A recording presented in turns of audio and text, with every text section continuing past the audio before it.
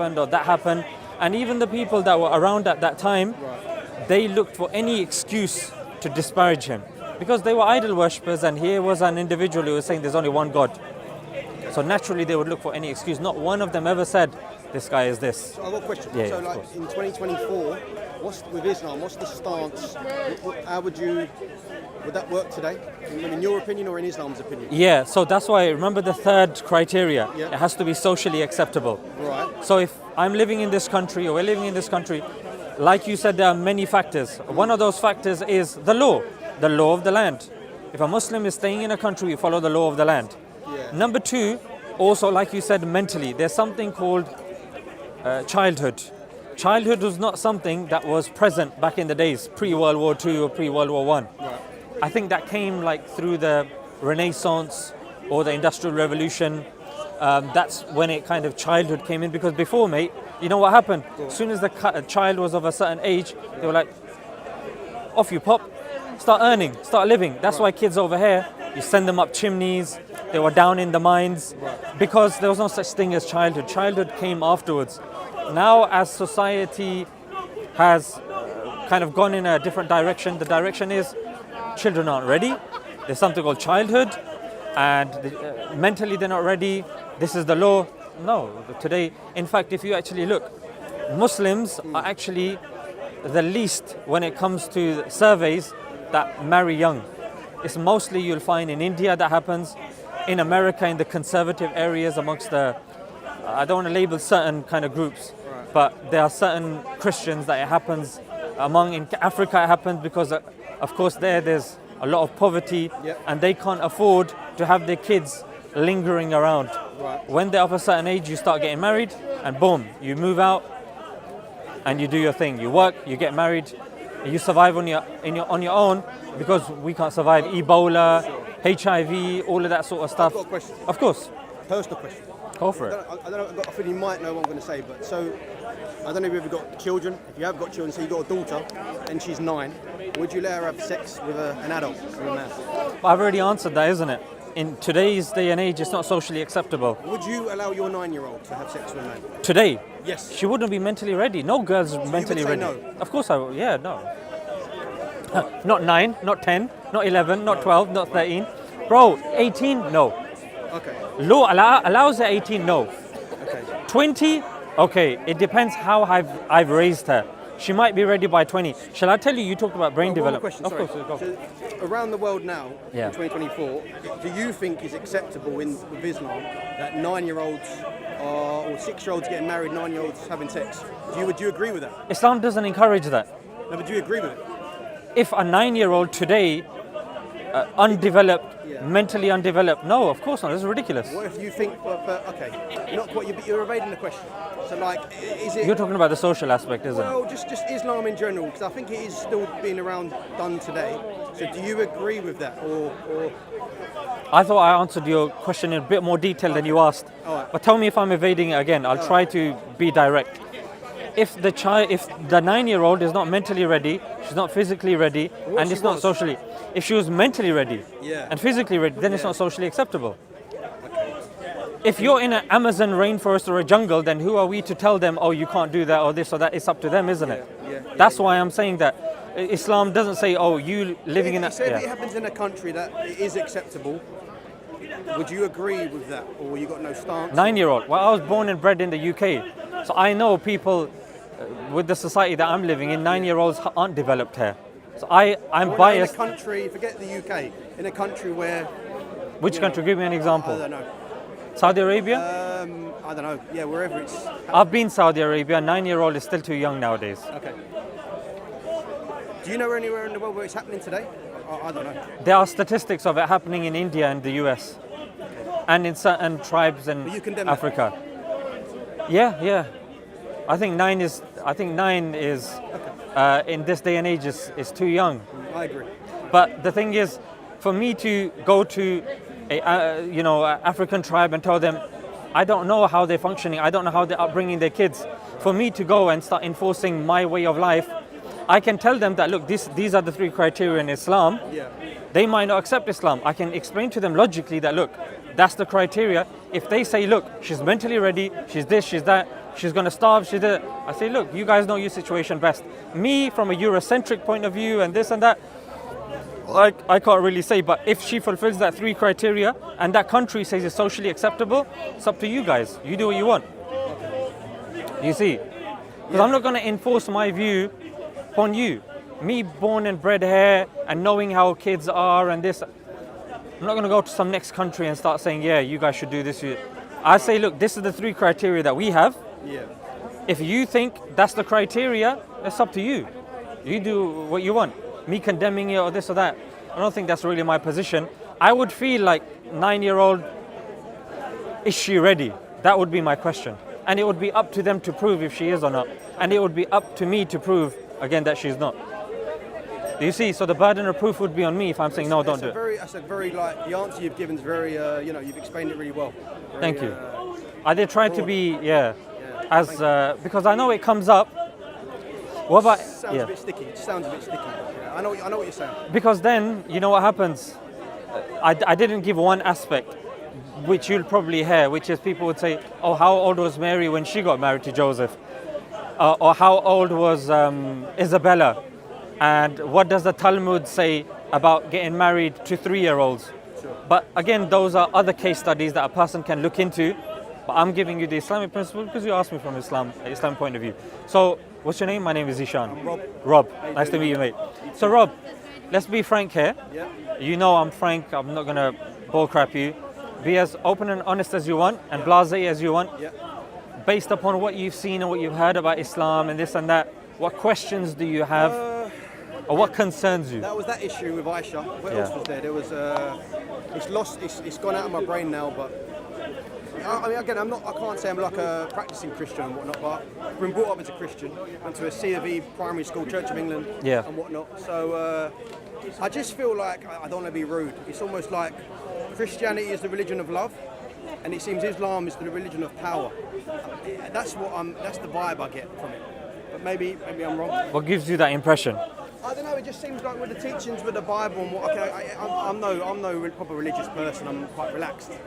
It just feels. There's just a lot of teachings. I can't give you exact examples, but that's the vibe. Where with Islam, it's. I don't know. And at what was the other one with the wife or multiple wives, and maybe it's just that it's a myth. I don't know. But again, it's what you hear. Maybe it's hearsay. I don't know. So here's the thing, I'll give you a couple of examples that maybe you're familiar with. In the Old Testament, you probably heard the term Amalek. No. So Amalek in the Old Testament, it's in Book of Samuel, chapter 15, verse 9. Yeah. So over there, they're commanded to kill men, women, children, infants, babies, donkeys, cattle. Now that is a verse very concerning. Okay. Because it's talking about killing infants, babies. It's the Old Testament. Old Testament, yeah. And you got Benjamin Netanyahu now quoting Amalek. It's the Israel. Yeah, Israel, yeah. So he's quoting Amalek. Now that's very concerning. Yeah. And when certain people come and start saying, look, this is the problem with Islam, I say, look, let's do a like for like sort of thing. Yeah. If this is in the Old Testament, which of course a Christian accepts because they believe it's revealed by God and God is Jesus, he's part of the Trinity, so Jesus is the author of the Old Testament as well, by default. Don't we lean towards the New Testament now, don't we? As Christians you do, but you don't disregard the Old Testament, because you have to acknowledge the Old Testament, the New Testament follows on from the Old Testament. And the author is Jesus. So when it talks about Amalek and the killing of infants and babies, we say, look, very simply, let's do a like for like. Can you find us a similar verse in the Quran where we're told to kill babies?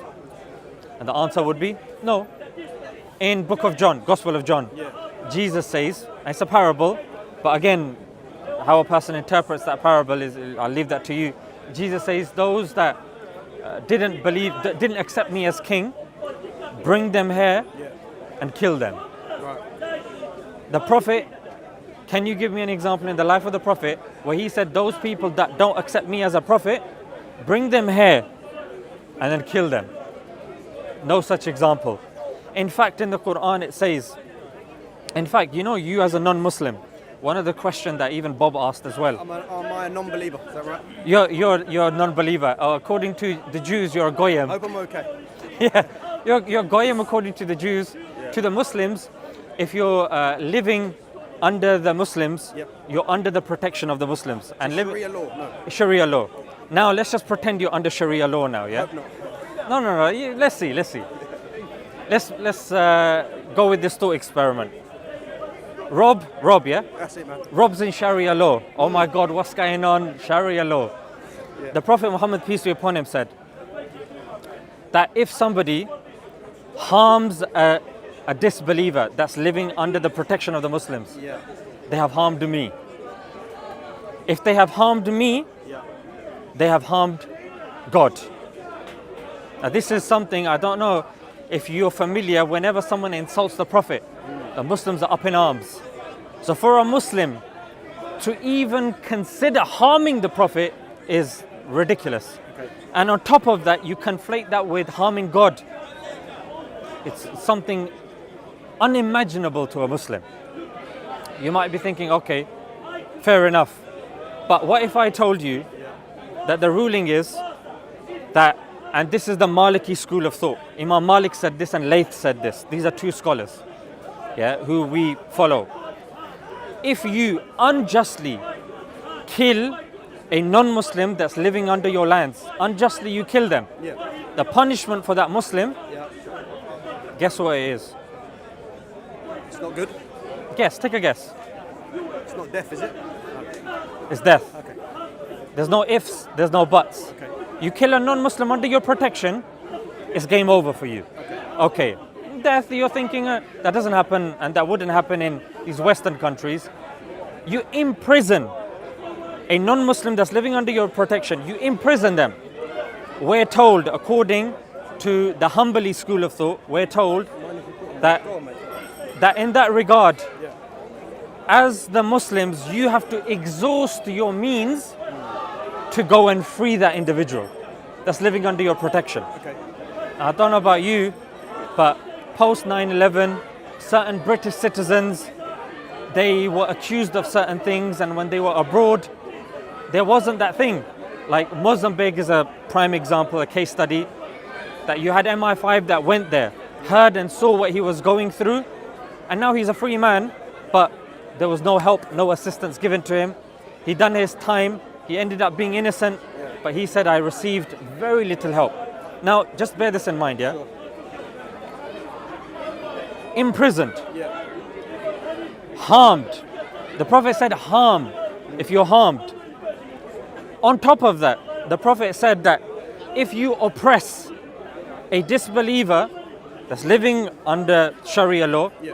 you oppress them. Right. On the day of judgment, Yep. the Prophet will be advocating on the side of the disbeliever. Okay.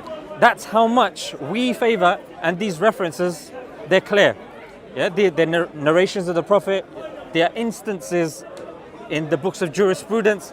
I can even give you two examples also. At the time of Ali, who was a caliph, a disbeliever had been killed. And the Muslim was brought forth. Then they asked the disbeliever's family, it's up to you now, what happens to this Muslim? Yeah. They said, we don't want to kill him because we feel that justice has been done. They were remunerated. He was free. At the time of Umar bin Abdul Aziz, something very similar happened, and the non-Muslim family said, we want him killed. And they were killed. I've got another question. Yeah. Go ahead. Your name again? Zishan. Zishan. Yeah, Rob. Zishan. So, okay, I could be speaking out of turn here, but don't take this. Go for personally. it, mate. I'm used to it. Speaker's corner. We got Islam, we got Christianity. Why is it with Islam, the religion, there's what they say radical Islam or Islamists, but with the Christianity, there doesn't seem to be many radical Christians or Christianists. Why is that? Why do some people on the Islam religion take it really the wrong way and do harm? But you don't hear it on the Christian side. Why is it? It does occur on the Christian side. It's not popularized that much. For example, have you heard of the Lord's Resistance Army? It's a Christian extremist group. Okay. Yeah, that's one amongst many. But if you go to, for example, just delve a little bit into politics. Yeah. you notice, for example, if I was to ask, why do you think the Iraq war took place? I'm not sure. According to what you've heard on the grapevine. And they thought there was weapons of mass destruction. But what do analysts typically say it was because of? Oil. Correct. You heard that, yeah? Yeah. Now, even if you look at the old documents in British, amongst the British, you've got somebody called Lord Crewe, and you can check him out yourself. Right. He was the Foreign Secretary, and there are clear documented evidence for him saying it's within our interest to keep the Middle East divided, especially the oil principalities, i.e. Kuwait, Saudi Arabia, Iraq, because the Middle East is very oil rich and the world relies on oil, fossil fuels. So this is something which anyone that delves, even on the surface of politics, they know occupation has been taking place in the Middle East. Iraq, Obama in an interview on CNN admitted we shouldn't have been there. It was wrong. Right. Yeah, the Iraq war. Yeah. Then because of invasion of the Iraq war, Yeah. there's somebody called Robert Pape who said before the Iraq war, there was no suicide bombing in Iraq. It was, I'm talking about suicide bombing. Yeah, there was no suicide, just one second, let me talk about this, yeah? Then you can come back to me. There was no suicide bombing that took place. After the invasion, that's when suicide bombing started. The literacy rate was 80% plus. After the bombing, it was less than 10%. The country was decimated. It was destroyed.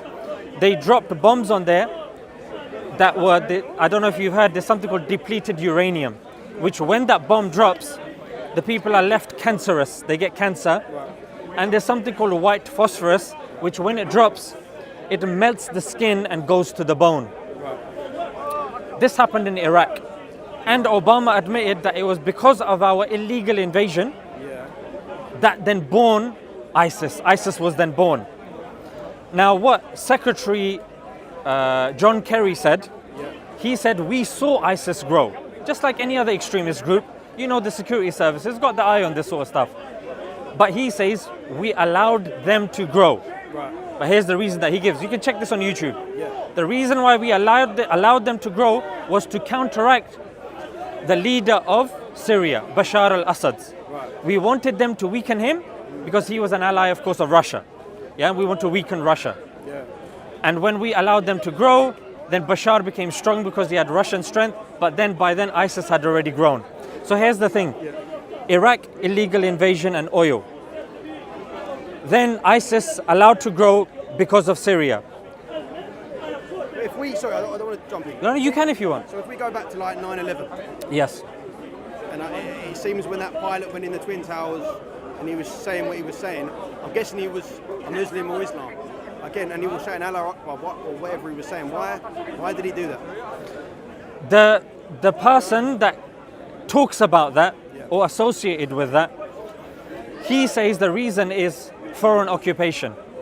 You come to our lands, you harm our people. In fact, in the US, one of his reasons was, did you know that there was an American base in Saudi Arabia? Did you know that? No. Just imagine if I told you that there's a Saudi base here in the UK, military base. America has at least 50 American bases worldwide. People aren't happy with that. More. Yeah. It's necessary. Much more. Well, that's the thing. If somebody then says, as Iran, we need to have bases because it's necessary, because that's a different argument in itself. But sorry, but I know you're giving. I'm not justifying it, by the way. I know you're giving a really broad answer, and this is beyond my scope in terms of knowledge, and this is a lot of. But just so it's got nothing with the Islam religion. Just give me 1 sec, though. Let me just give me 1 sec. Yeah. It's good. It's good. It'll just help me to wrap up the answer. Sure. Number one, foreign occupation. Palestine was under the protectorate of the British Empire. The British Empire, because of somebody called Balfour, Lord Balfour, he requested it for the Jews, and then the British gave it away. Yeah, and ever since then, there's been an issue. Palestine,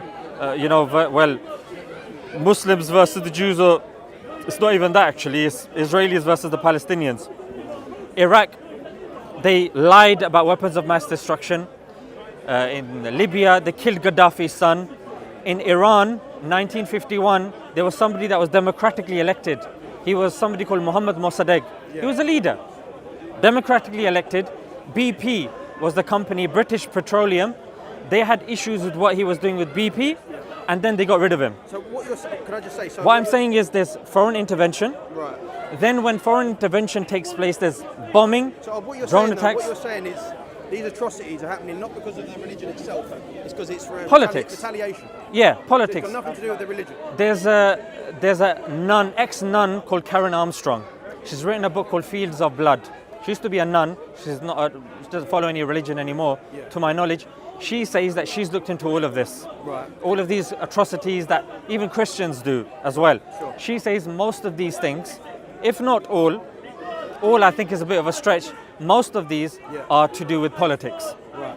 For example, if you look before, when Palestine was Palestine, Muslims and the Jews lived in harmony. For example, even in Spain, Andalus, when it was under Muslim control for 800 years. So I wouldn't know this. No, that's why I'm saying. I'm pleading ignorant. That's fine. And the reason why I'm telling you this is because you can then go home, I can tell you, and the stuff that I've mentioned, you can Google it and you can check it. Sure. Yeah, and that's why I think cameras are helpful sometimes Sure. for you to do your own research and then come back to me and say, you said this to me last week, you're wrong. And then I can be What's your channel, YouTube channel? a Smile2Jannah extra. Can you write that down? I'll write it down for you. So because of foreign occupation, foreign invasion, interference, and all of that, look, for example, you might think, yeah, foreign intervention, interference. Bro, Northern Ireland, they made it out to be Catholics versus the Protestants. But you know what it was? Yeah, it was the British that had gone there and set up bases there and sent over the Protestants there. And even till today, bro, it's big problems because you've got a majority Catholic population that have got problems with the Protestants up north. And again, the British are getting involved. And when you go to the Irish people, they put bombs here and all of that. You just need to type in IRA history. Even when you look at the Tamil Tigers, Tamils, from Sri Lanka, because of occupation and foreign interference, bro, they were committing suicide attacks. They were one of the first to do suicide attacks. The kamikaze jets of the Japanese, they were doing that as well. It's always when another power comes in, interferes, and that's why the pastor of Obama, Jeremiah Wright, he said, and he mentioned some of the stuff that I mentioned, and he said Americans' chickens are coming home to roost. That was Jeremiah Wright, the pastor of Obama. Again, that's something you can check. You can check his speech online as well. The countries that don't have foreign interference, Indonesia. Indonesia is majority Muslim country. Yeah, Indonesia, majority Muslim country. No issue. Have you ever heard of an Indonesian terrorist? I don't think so. Malaysian terrorist. That's because there's no foreign occupation there. They've got no issue there. So people have got issues with immigration and migration, but those migrants are coming from countries that have been bombed by Western powers. Even today, weapons are going and arming the Israelis to kill Palestinians. They have a right to defend themselves. Well, you have weapons, What do you want them to do? and half of the population of Palestine are babies, infants under 18, and then British sending the weapons there. I know you probably feel this in your heart. Maybe you can articulate this or not. It's up to you. But I would say, Saudi, Iraq, mind your own business. England, America, mind your own business. Worry about what's in your borders. You don't. If you interfere in other people's lives, you bomb them, they're going to be pissed. They're going to want revenge. And then to recruit them, people will use the excuse of religion. But I've already told you There was another thing, how Muslims Sure. Okay. see non-Muslims. Thank you. There was the slaves. I heard Muhammad, whatnot, when he owned black slaves. How does that? Do you agree with that today? If that was going on, or it happened in Saudi Arabia, do you agree with that? Yeah, so Islam is the only religion, including Christianity, Judaism, and the likes, that actually encourages and rewards emancipation, manumission, like freeing slaves. Right. Yeah, so there's It still goes on in Saudi Arabia today. yeah, but Saudi Arabia isn't regarded as a Muslim country. Yeah, it's a Muslim majority country, but they don't necessarily. For example, They've got concerts taking place, inviting, who they invited? Nicki Minaj. No, I think Nicki Minaj said no, but Chris Brown, all of these guys, yeah, they've gone over there. Like, I'm sure you know, that's not something like someone coming over, shaking their backside, or Iggy Azalea was there as well. Or bare people going over there doing madness. That's because they want to encourage tourism and this, that, because their responsibility is their country, what's in their borders. Otherwise, they'd be getting involved in Palestine, wouldn't they? Being Muslims. Right. Yeah. So they're responsible for their country. So yes, majority of the people there are Muslims, but that doesn't necessarily mean that they are implementing The people Sharia law. in Saudi that they own the slave owners, do you condemn them? Of course. Okay. What the? Just wanted to ask. Bro, slavery is a madness. Okay. In fact, if you look within the hadith of the Prophet, peace be upon him, any excuse to free slaves. But here's how the West did it. But could you condemn Muhammad now? If that goes on, can you condemn Muhammad? If Muhammad was alive, peace be upon him, today, slavery would have been finished. And he'll just keep a few, won't he? It would have been finished. Yeah, right. The Prophet was there. There's two schools of thought here, and I'm going to tell you both. One is a gradual getting rid of slavery, and the other is an immediate getting rid of slavery. And you know what happened? Did you know that you pay taxes? Yes. You know, it's only been 7 years that you stopped paying taxes to the slave owners. Did you know that? No, I didn't. Until about 7-8 years, our taxes were still being used to pay off the slave owners. That's a bit mad. It's crazy. 78 years, 100 years plus, man's paying for slave owners. And what these guys saying, these brownies coming over here and taking our jobs, why is that not being discussed on BBC Question Time? I'm not saying that. I know you're not, I know, I'm just... But here's the thing, these sorts of things are very important, and the most bloodiest battle in America, the Civil War, one of the main reasons was to do with ending of slavery, the North versus the South. Immediate cutting off of slavery, you had a bloodbath, the most in the history of America. Now here's the thing, either you end something immediately and you risk millions dying, or you phase it out slowly, that we're not paying. Bro, slaves, where are they money? Why are they not getting paid compensation? Why are only slave owners getting paid compensation? Because they're the ones that had the connections. There was another question. Sure. It's going wide. With Sharia law, I've heard some things iffy. Go ahead. What was it? There was something. Can you help me out with Sharia law? There was something about something. That's the wrong guy to be asking. Yeah, He thinks Israel is still defending itself. It's a tiny little place surrounded by people wanting to You see, eradicate them off the face I'll of the speak earth. to you next. What are you talking about? I'll speak to you With next. the Sharia law, what was it to do with? We're not Well, just equal. somewhere. Oh, so where Dhimmis, Christians and Jews are the worst of creatures, below Muslims. Yeah, I mean, I don't know if you can run. But that's broad, that. but that's why I spoke to you at the beginning. Sure, I spoke to you at the beginning, isn't it? That if a non-Muslim is living under Muslims, he's being oppressed. The Prophet saying that I would side with him, advocate on his behalf on the Day of Judgment. The Prophet saying whoever harms him, then he's harmed me. Whoever's harmed me has harmed Allah. We're being told if they're imprisoned, you're supposed to use your resources, max out your resources to free them. In fact, I can give you examples of scholars like Ibn Taymiyyah, who's very famous, and he went to the Tartar leader to get the prisoners of war. His condition was, I'll give you the Muslim prisoners of war. He said, no, I want the non-Muslims that live under us as well. And he didn't leave until he had both of them. These, bro, I can give you the references for these as well. These are drawn up dead arguments. The dhimmis that he's talking about. To be Muslim fighters on the front line.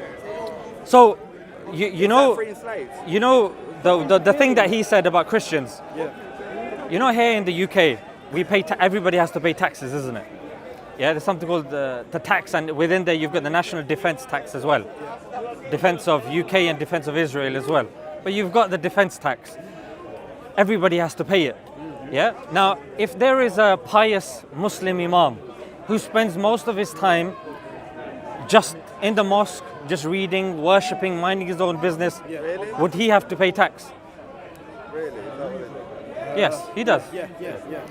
But under the Muslims, the Christian monks that were there worshipping, minding their own business. Did you know that they're exempt from paying tax. Did you know that? Just as long as they stay in line. Did you know that? They have to keep in line. You didn't know that? Yeah, they keep in line. I've got a quick question. So here's the thing. Here's the thing. Nothing will happen. Now, Step out of line, one thing and I the would shop say gets off. is obviously you're going to hear, well, it's good that now you're hearing both sides. Yeah. But as a balanced individual, when you ask a question, Their behavior, they'll show you. They'll generally, show you themselves. when a question is asked and the other person gives you an answer with references, like I told you what the Prophet did, what the schools of thought do, and what the scholars of the past did, that's a comprehensive answer. I can give you the references, you can check them out. But if a person still is not saying, you know what, the least he should say is, I respect that. Yeah. I didn't know that, I respect that. However, what about this or what about that? Would you like 2024? Would you like Sharia law to be introduced in Britain today? In Britain, it's up to the British people. What's your opinion? No, but that's what I'm saying. My opinion is don't enforce something that the people don't want. If the British people don't want something, don't give them that. Do you want it? I want Sharia law. You know when you curse in your mouth, you're You know what Sharia law is? Sharia law, I'll give you an example. A Muslim praying is Sharia law. A Muslim being kind to somebody is Sharia law. A Muslim smiling at somebody is Sharia law. So, to us, Sharia law is Islam. Do you want Islam to spread? Yes, I want Islam to spread. If somebody doesn't want Islam, do I want to force Islam? No. Would you like it though to be supersede British law today? I personally, if I was to tell you about some of the stuff in British law, it's concerning. That's not my question. No, but this is what I'm telling you. This is what I'm telling you. That if British people want Islamic law, have Islamic law, I'll encourage it. If they say, you know what, we don't want it, then no problem. What would you like? I think from the knowledge that I have, which many people hearing may not necessarily have, they would think Sharia law is oppressive and this and that. But if they know about the reality of Sharia law, they would want it. If they want it, I would want it for them. Would you like it over British law today? Of course. Okay. I think Sharia law is more advanced than many aspects of the British law. For example, if a Muslim living under British law was imprisoned, according to Sharia law, the government is supposed to exhaust their means to free them. Right. If a Muslim is harmed, then there needs to be like severe things in place to protect him. I don't feel protected. Just a couple of weeks ago, there was a guy that was gripping me up and, you know, tapping me on the face, and the guy was doing all sorts. I had to get the police involved. Yeah, so certain things I don't feel safe. When my wife and my mother go out, I have to make sure that I know how long it is they're going to be out and in, because hijabs get ripped off, they get called terrorists. It's a bit mad. So, am I happy with the way the British law is when we got Prevent that are, where Prevent is unnecessarily targeting, statistically, mostly Muslims in schools? Yes, I don't agree with that aspect of British law. What about in Schedule 7 where Muslims come in the ports and they are statistically more likely to be stopped? I don't agree with that when it comes to British law. Child benefit, I agree when it comes to British law. When it comes to freedom of speech, I like that thing about British law. However, freedom to insult, like I don't like the discrepancies that you can insult, you can insult Muslims, but you can't insult LGBT or Jews. So even when certain laws get put forward, there's a discrepancy. I don't want to speak out of line. Do in it. terms of, I told you can say what you want. This is what I've heard anyway. You can clear up for me. With the Christian's life is worth half of a Muslim's. Can you explain that? I'd love to know the reference of that. Never heard that. Okay. All right. Okay. In fact, we're told in the Quran that the closest to you are the Christians. So why do you kill us on a daily basis then? That's you've got the angel on the right, you've got the devil on the left. Is he the devil? he's the devil. That's a bit nasty. And when I say devil, the stuff that he's saying, I'll tell you why he's the devil. Yeah, because somebody that's reasonable, when you give them evidences, you see somebody's a reasonable person. You give them credit for that. Where they've messed up, you say, you know what, you messed up there. When there's a genocide taking place, yeah, where over 180,000 people, according to the Lancet, have been killed since October 7th, and like 2,000, Israelis were killed. There's a major disparity. More bombs have been dropped in Palestine than two Hiroshima bombs. Really? Or if you had Mostly access to more, children. it would be the other Mostly way children round, have been innit? killed. In fact, the UN says, you want to see hell on earth, go see how the children of Gaza are living. Oh, please. And you know what Naftali Bennett said, the ex-prime minister of Israel, said, we're fighting Nazis. And Herzog, the President Herzog, he said all of Gaza is responsible. All Palestinians are responsible. One other question. So hypothetical, but That's why I call him that. Sure. In our lifetimes, or whenever, or in the future, do you think Sharia law will ever be introduced in, say, in Britain? I don't know about other countries, America, but The way we what do you define think? Sharia law is like even our definition of what a Muslim is. A Muslim is somebody who submits to the will of God and follows the Prophet. Right. We believe when Jesus will come back, Jesus will unite Muslims, Christians, Jews, those that are obviously sensible and those that believe him, and he will be following the law of God. Right. We define the law of God as Sharia law. Bob will define it using something else, but we believe it will be the law of God. Right. I can give you certain terminologies you might think I'm evading, but we believe it's the law of God. Do you think it's going to be supersede British law one day? Of course, British law can't. British law is not even being. British law is not even being accepted by the British people over here. Like they've accepted Keir Starmer. Most people are unhappy with Keir Starmer. why is They've that? only voted in Keir Starmer because they were unhappy with Rishi Sunak. Stop lying. I didn't vote for Labour. There you go. There you go. But by default, he was going to come in later. Yeah. And here's what conservatives are saying. Conservatives are saying they would say stuff like, you know what, you got male and female toilets, but British law is trying to bring in there's Transgender. yeah. So that's British law. We disagree with that. The Orthodox Christians disagree with that as well. We do. Yeah. So that I wouldn't agree with that element of British law. And there's a lot of backlash towards LGBT. There's a lot of backlash. You got Candace Owens, that was, I would say, she was oppressed under Daily Wire and Ben Shapiro, and she said that she couldn't even say things like Christ is King. And the way Zionists have got America by the sack, she says it's ridiculous. We need to take away Zionist control from UK, US, and that sort of stuff. Bro, British law doesn't even have the flexibility to exercise British law. The thing is, and again, I could be out of line here. I'm no historian and blah, blah, blah. If you go back, I don't know, 100, 200, 300 years, I think, so I've been told England, Britain's predominantly a Christian country. It is, whatnot. absolutely. But so the question is, with Islam, I've got no problem with Islam, really. Yeah. But, like, You should. Is it like, why is it that Islam, it wants to be forced onto a Christian country? Or when you said you want to see it here one day? Yeah, but don't try to misconstrue what I'm saying. Okay. The one thing that I mentioned repeatedly to you that maybe you construed as me evading the question, it was consent.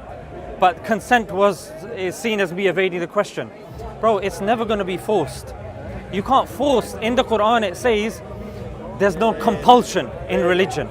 I can't force you to accept Islam, and I can't force you to live under Islam. It's up to you, bro. Yeah. And the fastest growing religion here in the UK is Islam. If those people want Islam, then that's up to them. It's Christianity. You can look into it. That's what I'm saying. Yeah. I'll give you the evidences and you can look into it. If I'm wrong, you're more than welcome to come to me and correct me. Yeah? But objectively, from the research and the studies that are out there, it's Islam. It's the fastest growing religion. But post World War II, UK, yes, it was a Christian country, but they were the empire that was involved in World War II. And post-empire, they struggled significantly. That's why they had something called the 1948 British Nationality Act, where they called people from their colonies to come and help grow the country. Right. You know Freddie Mercury from Queen?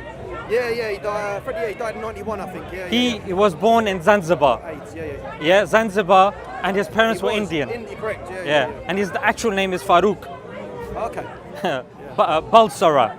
Yeah, so he came in. You had the Windrush generation coming in from Jamaica. 50s, yeah. They were brought in to develop the country, and that's the thing. Then, when immigration became a bit of a thing, then they, after about 25 years, they changed it. But you don't see Muslim countries that are in the same predicament as the British Empire. The British Empire, according to a Guardian article, you can check this yourself, is ruled 90% of the globe. And they've raped, pillaged. In India, India was like 25% of the global economy India was responsible for. When the British left, it's only 3%. They pillaged the crown on the head of the Queen, the Kohinoor gem from India. Bare stuff, loads of stuff taken there. And even the Africans, the Kikuyu tribe took the Brits to court. And in the court, the declassified document said that they were using pliers to chop off the balls of the Mau Mau and of the people suspected to be the Mau Mau. Yeah, they chopped them off. They would pinch them. They would stick rods up the anuses of little girls. This was being done under the British Empire. So when you hear stuff like this, and when you hear that the Brits were complicit in dividing up Africa under the Berlin Conference, they were involved, and there's wars taking place today. Sudan. Sorry, bro. Sorry.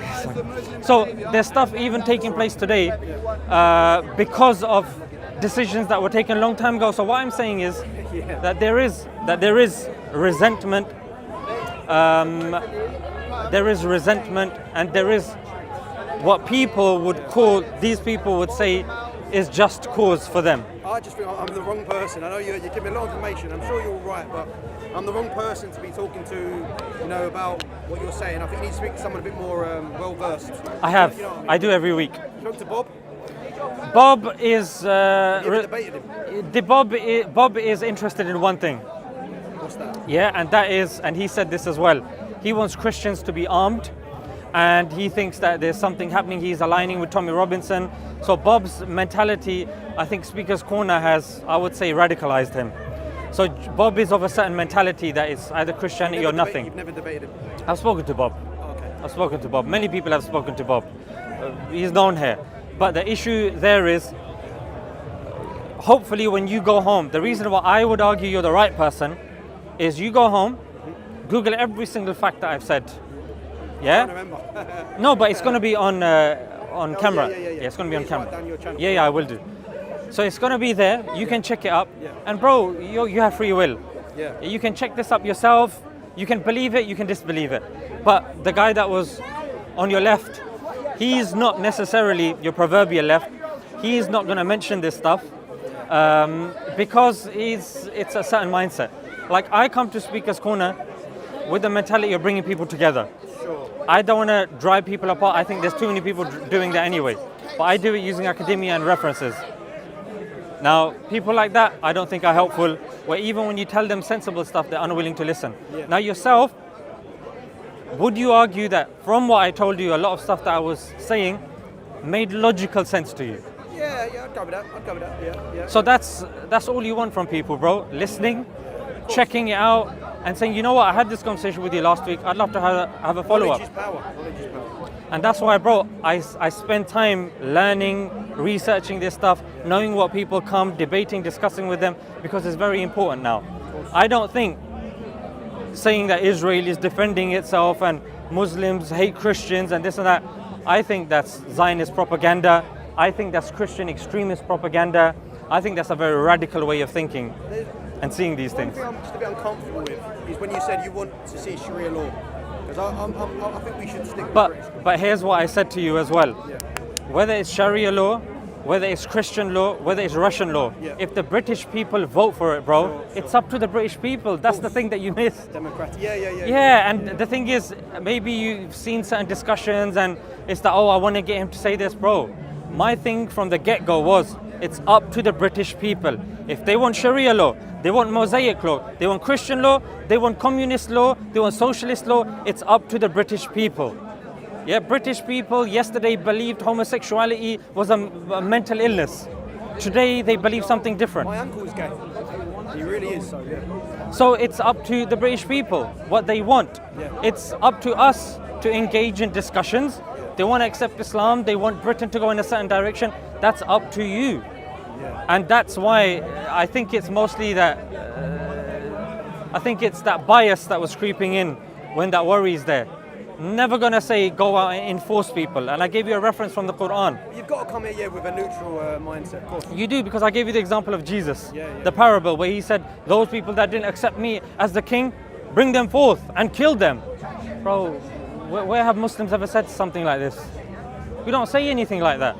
And then if somebody comes, what about this? Or I can quote the Crusades, I can quote the Lord's Resistance Army. I don't think that's helpful though. There was one other thing. Yeah. Again, I'm no learned person, but it was to do with something to do with expel. You've got the Jews and the Christians. No, expel everyone apart from the Muslims. Is that right, or have I got that wrong? That's wrong because, Something like yeah, that. because the Muslims would live, I told you, in Spain, side by side with Christians and Jews. Yeah. Even at the time of the caliphs as well. The non-Muslims, why do you think we have all of these laws protecting the non-Muslims living under Muslims? Because they would. And I gave you examples that, look, this Muslim killed this disbeliever under Umar bin Abdul Aziz, and his family were asked what should happen to the Muslim. They said kill him. The Muslim would be killed. So if they were all expelled, and did you know, under Islam and Muslims, a Muslim man can marry a Christian. Did you know that? Now, if you did, yeah? I think so, yeah. Yeah. So if a Muslim was to marry a Christian, his father-in-law and mother-in-law are Christians or disbelievers. So if he believes that all Christians are bad and this and that, how is he going to have a sensible... Firstly, why is he getting married? And secondly, how is he going to respect his in-laws? There was one other question. Again, I'm going off. So, is it true, I don't know if it's Sharia law, but a Christian can become a Muslim, but a Muslim can't become a Christian? Is that right? Muslims, we believe that Islam is the truth. Just like Christians believe that Christianity is the truth. If you don't accept Jesus, that's it. Like, it's problematic. So it's the same with us. So we're never going to say, yeah, you're allowed to do this or you're allowed to do that. Right. There have been cases, for example, in the Ottoman Empire, there was somebody called Vava Nam, yeah? And she accepted Christianity. She was expelled from the land. She was told to go. Rather than killed, she was told to go. Whilst according to the Old Testament, there's the apostasy laws there as well. But we have examples where, no, we wouldn't immediately kill the person. We'd look at the treaties that we have with other countries and this and that, and it's done on a case-by-case basis. I need to go to the toilet, but thank you so much. No, it was a pleasure talking to you. I really enjoyed that. Thank you so much. Yeah, no. Can you write Take down care, your Rob. channel? Yeah.